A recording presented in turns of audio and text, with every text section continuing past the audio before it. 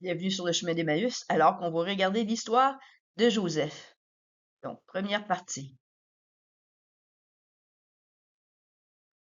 Ben Joseph. De toutes les figures de Christ, Joseph est celle qui est la plus révélatrice. Celle-ci parle de sa première et sa deuxième venue avec tellement de détails qu'il est difficile de passer à côté. Même les traditions juives anciennes du Second Temple reconnaissent une figure messianique en Joseph, qui était surnommé Messie, fils de Joseph. Ce Messie avait un rôle distinct du Messie, fils de David. Il souffre, il est rejeté par ses frères, il descend dans la Bible, symboliquement ou littéralement, il prépare la délivrance finale avec possibilité de mort au combat. Ces images étaient déjà perçues avant même que ne débute le christianisme. Donc, il déclara, et sans restriction, affirmant: Moi, je ne suis pas le Messie. Ils lui demandèrent: Qui es-tu donc? Es-tu Élie? Et il dit: Je ne le suis pas. Es-tu le prophète? Il répondit: Non. Jean 1, 20, 21. Donc, ce prophète-là, donc certains le voient comme le Messie, fils de Joseph, d'autres comme Moïse, qui annonçait qu'il allait avoir quelqu'un comme lui qui allait venir. Ben David. Bien que Joseph ait vécu des temps difficiles, il a aussi vécu des moments de gloire, étant élevé à titre d'intendant d'Égypte. Il est ainsi passé de prisonnier à occuper le premier rang de toute l'Égypte. Seul le trône du pharaon était au-dessus de lui. À ce titre, il représente le libérateur que tous voient en David, celui qui viendra délivrer le peuple juif d'une mort certaine, car la famine était forte, non seulement en Égypte, mais dans tous les pays environnants. Nous étudierons dans un premier temps les grandes lignes de la vie de Joseph à partir de sa vente comme esclave jusqu'à sa mort. Dans un deuxième temps, nous examinerons comment sa vie est une représentation de la première et de la deuxième venue du Messie. Alors que les apôtres étaient réunis, ils lui demandèrent: Seigneur, est-ce à ce moment-là que tu rétabliras le royaume pour Israël? Acte 1, verset 6. Potiphar. Les Ismaélites, venus de Madian, vendirent Joseph en Égypte à Potiphar, un officier du Pharaon qui était chef des gardes. Réussite. L'Éternel fut avec Joseph et la réussite l'accompagna. Il habitait dans la maison de Potiphar et trouva grâce aux yeux de son maître. Bénédiction. Potiphar établit Joseph comme intendant de sa maison. L'Éternel bénit la maison et les champs de l'Égyptien à cause de Joseph. Confiance. Potiphar ne prenait pas connaissance des affaires avec Joseph, mais lui faisait confiance en tout. Or, Joseph était beau, de tout point de vue. Séduction. La femme de Potiphar demanda à Joseph de coucher avec elle, mais celui-ci refusa de commettre le mal et pécher contre Dieu. Avance. La femme de Potiphar répétait ses avances, mais Joseph ne l'écoutait pas. Un jour, alors qu'il était seul, celle-ci saisit son habit. Fuite. Joseph lui laissa son manteau et s'enfuit. Celle-ci appela les gens de sa maison et accusa Joseph d'avoir cherché à coucher avec elle. Mensonge. Lorsque Potiphar rentra à la maison, elle lui raconta que Joseph avait cherché à abuser d'elle et que celui-ci lui aurait laissé son manteau. Prison. Potiphar fut enflammé de colère lorsqu'il entendit les affirmations de sa femme. Il s'empara de Joseph et le mit en prison. Faveur. Dieu fut avec Joseph, qui gagna la faveur du chef de la prison. Celui-ci plaça sous son autorité les détenus et tout passait par lui. Faute. Les chansons et le boulanger du pharaon commirent une faute et, mis en prison à l'endroit où se trouvait Joseph, et lui furent confiés. Tristesse.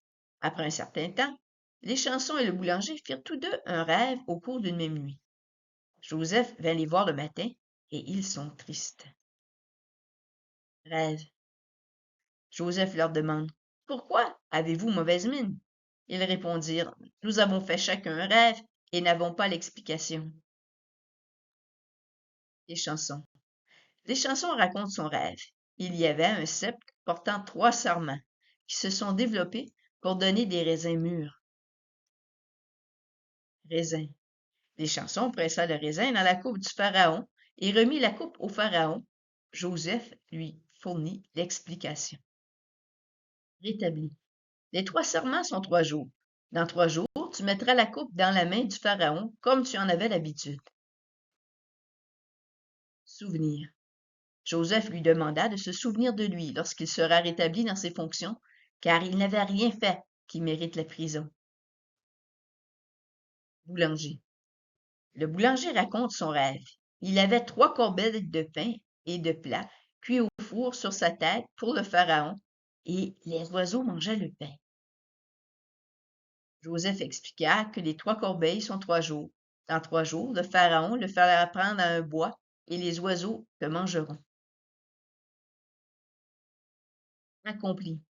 3 jours plus tard, les rêves s'accomplirent exactement d'après l'explication donnée par Joseph. Mais les chansons oubliaient Joseph. Vache. Au bout de 2 ans, le pharaon fit un rêve. Il vit 7 vaches grasses sortir du fleuve, se firent manger par 7 vaches maigres et se réveilla. Il se rendormit et vit dans un rêve 7 beaux épis sur une même tige, puis 7 épis maigres et brûlés par le vent poussèrent et engloutirent les premiers. Sage. Le matin, Pharaon fit appeler tous les sages d'Égypte pour connaître l'explication des rêves, mais personne ne put lui expliquer. Hébreu. Les chansons se souviennent alors de Joseph, le jeune Hébreu, et fit part au Pharaon de son expérience. Le Pharaon fit donc appeler Joseph. Pharaon. On sortit Joseph de prison. Il se rasa, changea de vêtements et se rendit vers le Pharaon, qui lui raconta ses rêves. Joseph dit que Dieu donnera l'explication. Interprétation. Joseph dit qu'il s'agit d'un seul événement. Les belles années d'abondance seront suivies de 7 années de famine qui détruiront le pays. Intendant. Joseph demanda au Pharaon de choisir un homme intelligent et sage pour mettre en tête de l'Égypte pour prélever des années d'abondance. Intelligent. Le Pharaon dit, puisque Dieu t'a fait connaître tout cela, il n'y a personne qui soit aussi intelligent et sage que toi. Tu seras l'intendant d'Égypte. À nous. Joseph reçut ainsi le commandement de toute l'Égypte. Seul le trône du Pharaon sera au-dessus. Il retira son anneau et le mit au doigt de Joseph. Habit. Pharaon lui donna des habits de fin lin et un collier d'or. Il le fit monter sur le char suivant le sien, et tout genou devait fléchir devant Joseph. Non. Pharaon appela Joseph Tanspanah-Panehaïcha, ce qui veut dire Dieu parle et il vit, révélateur des secrets, sauveur du monde, celui qui donne le pain de vie. Femme. Joseph reçut pour femme Asnath, fils de Potiphar, prêtre d'On. Joseph visita l'Égypte. Il était âgé de 30 ans lorsqu'il se présenta devant Pharaon. Abondance. Pendant cette année, la terre apporta abondamment. Joseph entreposa des vivres en quantité si considérable que l'on cessa de compter. Fils. Joseph eut 2 fils. Joseph appela le premier Manassé et le deuxième Éphraïm. Les 7 années d'abondance finirent, puis vient la famine. Famine. La famine régna dans tous les pays, mais dans toute l'Égypte, il y avait du pain. Quand les Égyptiens finirent par avoir faim, Joseph ouvrit les greniers. Ceci termine la première partie de Joseph.